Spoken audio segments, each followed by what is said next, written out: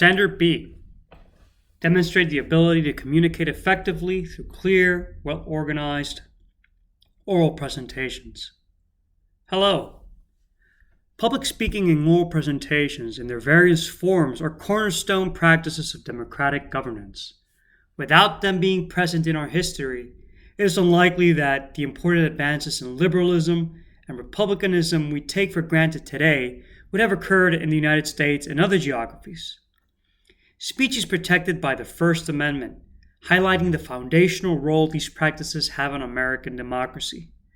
As a public administrator, one must have these abilities well honed to protect the legacy of democratic principles and the public interest which society depends on. Being able to publicly and orally dialogue and defend a particular institutional imperative to various audiences is invaluable, and as such, is a necessary skill for all public administrators. For Standard B of my portfolio, I've chosen 3 artifacts that demonstrate the ability to communicate effectively through clear, well-organized oral presentations. The first artifact is a presentation that took place at the International Union for the Conservation of Nature, IUCN, and its World Conservation Congress. This artifact fulfills Standard B's objective number 1, provide at least one example of oral communication presenting analysis succinctly and/or engaging in productive discussion. As I engaged in a Q&A discussion with members of the audience and spoke with other members of the panel, I answered particularly sensitive topics and questions such as those concerning human rights abuses and violence against environmental defenders in the Amazon. Held every 4 years, the Conservation Congress is the premier global conference for environmental conservation.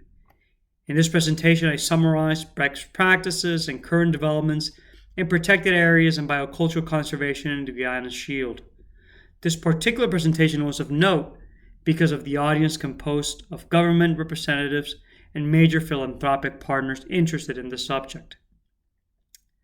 The second artifact is a presentation that took place in PAPA 5316, Governmental Administration 2, System Skills for Managers, where I describe the process that is required to formalize and constitute indigenous territories in Colombia, a topic I'm particularly well versed in due to my work at the Amazon Conservation Team. Ensuring the collective survival of indigenous peoples requires guaranteeing their rights and access to traditional lands. In Colombia, indigenous people's struggle for ancestral rights has been ongoing for more than 4 centuries, marked by collective mobilization and pressure before the official entities. Currently, almost 500,000 indigenous people lack official recognition of their collective land rights. Approximately 700 requests for the expansion or creation of indigenous territories await resolution. In total, these land claims comprise approximately 1.2 million acres in some of the country's most biodiverse ecosystems.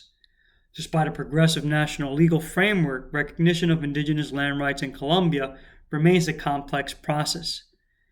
In this presentation, I illustrate the process established for the establishment, expansion, restructuring, and internal consolidation of indigenous reserves in Colombia through graphs, charts, and maps, fulfilling Standard B's objective number 2, provide at least one oral communication that conveys complex ideas through visuals. This presentation seeks to make the complex process of land titling more understandable. The audience of this presentation are individuals interested in the topic and land rights and are somewhat familiar with the concepts related to Latin America. The third artifact is a presentation that took place in PAPA 6414, Normative Foundations of Public Administration and Policy, where I describe the history and explain the relevance of the philosophical movement named Pragmatism of Public Administration.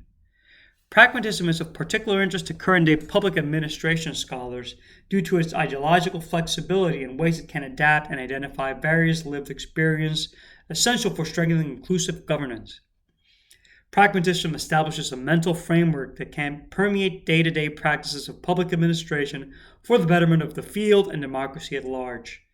Using simple and concise video formats to explain the complex topic of pragmatism fulfills Standard B's objective number 3, provide examples of a variety of communication formats to reach different target audience. The video seeks to identify the relevance of pragmatism in public administration, simplifying concepts for enhanced day-to-day use, and it's geared to people not fully familiar with the philosophical movement. I hope that these artifacts show why oral presentations are important for public administrators. Public speaking can enhance credibility and build trust in a wide range of audiences. Furthermore, effective communication skills can also support inclusive policies by allowing administrators to highlight the benefits and impacts of such policies to diverse communities and stakeholders, address concerns and answer questions, and engage in meaningful dialogue.